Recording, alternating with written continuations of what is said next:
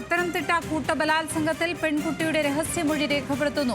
Adoor 1-ാം class magistrate കോടതിയിലാണ് പെൺകുട്ടിയുടെ മൊഴി രേഖപ്പെടുത്തുന്നത്. പെൺകുട്ടിയെ എത്തിച്ചത് ശിശുക്ഷേമ സമിതി കെയർടേക്കറോടൊപ്പം ശ്രീരാജ് ബാബു ചേരുന്നു. പത്തനംതിട്ടയിൽ നിന്നും ശ്രീരാജ് ബാബു, വിശദാംശങ്ങൾ എന്താണ്?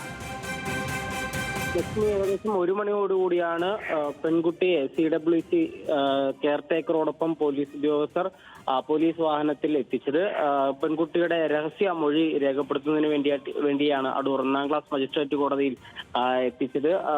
എന്തായാലും ഇതിൽ കൂടുതൽ കാര്യങ്ങൾ അല്ലെങ്കിൽ കൂടുതൽ വിവരങ്ങൾ രഹസ്യ മൊഴിയായിട്ട് രേഖപ്പെടുത്തേണ്ടതുണ്ട്. വലിയ വിശദമായ രീതിയിൽ തന്നെ മൊഴി രേഖപ്പെടുത്തും. ഏകദേശം നമുക്ക് തോന്നുന്നതും വൈകിട്ട് വരെയും ഈ മൊഴിയെടുപ്പ് നീണ്ടു നിൽക്കാനുള്ള സാധ്യതയുണ്ട്. അതായത് കൂടുതൽ കാര്യങ്ങൾ ചോദിച്ച് അറിയേണ്ടതായിട്ടുണ്ട്. കുട്ടിയുടെ മാനസിക നില നിലവിലത്തെ എങ്ങനെയാണ് എന്നുള്ളതെല്ലാം ഈ മൊഴിയെടുപ്പിലും അതെല്ലാം പരിഗണിക്കും.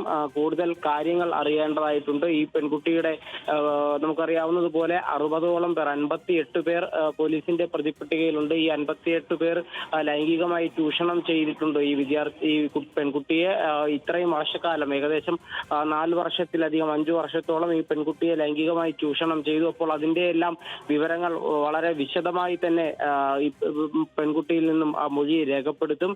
എന്തായാലും ഇന്ന് ഉച്ചയോടുകൂടി 1 മണിയോടുകൂടിയാണ് പെൺകുട്ടിയെ എത്തിച്ചിട്ടുള്ളത്. വളരെ വിശദമായി തന്നെ മൊഴി രേഖപ്പെടുത്തും. ഇത് പോക്സോ കേസാണ്. പോക്സോ കേസിൽ ഒരു സ്വാഭാവിക നടപടിയാണ് രഹസ്യമൊഴി രേഖപ്പെടുത്തുക എന്നുള്ളത്. അപ്പോൾ ഈ രഹസ്യമൊഴി രേഖപ്പെടുത്തുന്നതെല്ലാം തന്നെ മുന്നോട്ടുള്ള അന്വേഷണത്തിൽ പോലീസിനെയും കൂടുതൽ സഹായിക്കും.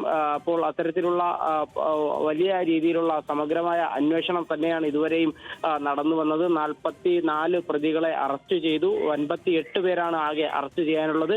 എന്തായാലും പ്രതികളെ എല്ലാവരും തന്നെ എത്രയും വേഗം പിടികൂടുമെന്നാണ് ഏറ്റവും ഒടുവിലായി പോലീസ് ഉദ്യോഗസ്ഥരുമായി നമുക്ക് സംസാരിക്കുമ്പോഴും അവർ പറയുന്നത്. ലക്ഷ്മി.